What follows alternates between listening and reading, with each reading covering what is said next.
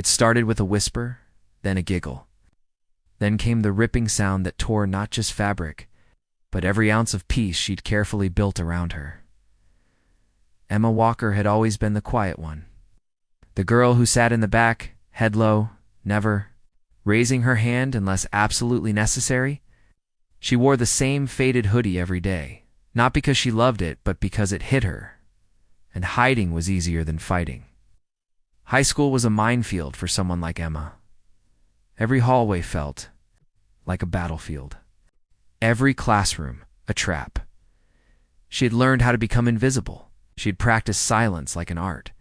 She didn't bother anyone, never interrupted, never gave a wrong answer. She just wanted to survive the year. But no matter how small she tried to make herself, the bullies noticed her, especially Maya and her crew. Maya was everything Emma wasn't: loud, popular, feared. She had this way of making cruelty seem casual, of turning humiliation into a group sport. And for some reason, Emma had become her favorite target. Maybe because she didn't fight back. Maybe because Emma's silence gave them space to scream louder that morning. Emma walked into biology class wearing her usual oversized shirt. She kept her eyes down as she headed to her seat. Maya and her friends were already snickering, whispering, behind fake smiles.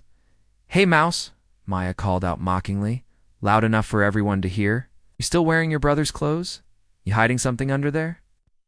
Emma said nothing, just gripped her bag a little tighter, but before she could reach her desk, Maya stepped in front of her. Time slowed. The room watched with hungry eyes. Emma could feel the weight of their silence. It was never real support, only anticipation. "What's the matter?" Maya asked, then yanked at Emma's sleeve. "Let's see what you're hiding." And in one swift motion, with a sickening reap, she tore the front of Emma's shirt wide open. The gasp that followed was deafening. Emma froze. Her breath caught in her chest. She felt exposed, not just physically, but soul deep. Her eyes scanned the room. Some kids looked shocked, a few laughed nervously, but no one moved. Not even the teacher who had stepped out just seconds earlier.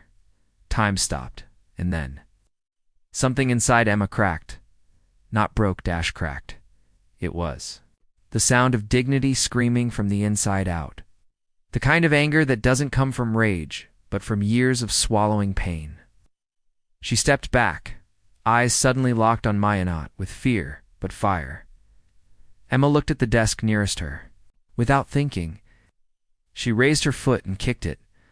Hard, the wooden legs screeched against the tile floor and then lifted off the ground, crashing sideways with a thunderous bang.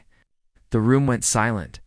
Everyone stared at her, stunned. Even Maya flinched, her mouth parted in shock. Emma's breathing was heavy, tears brimming in her eyes, but they didn't fall. She didn't speak a word. Her silence was no longer weakness. It was power. And in that one instant, everyone saw her, really saw her. The teacher rushed in, demanding to know what happened. Maya tried to stammer out a lie, but the looks from the other students betrayed her.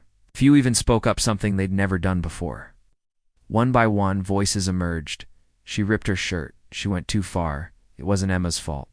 Maya was sent to the principal's office. Her smug expression was gone, replaced with disbelief and fear.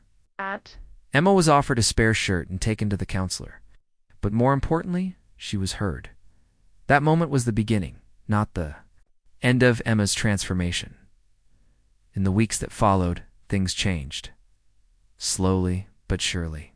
Teachers kept a closer eye on the bullies. Students who used to laugh now nodded at Emma in the halls. A couple even apologized. Emma still didn't talk much, but she didn't hide either. She joined art club. She started wearing clothes she liked, not just ones that kept her invisible. She even raised her hand once in class. She didn't need to become loud to be strong. She just needed to stop being silent for the sake of peace that never protected her and the desk. It remained scarred, one leg slightly chipped, the top still scratched from the impact.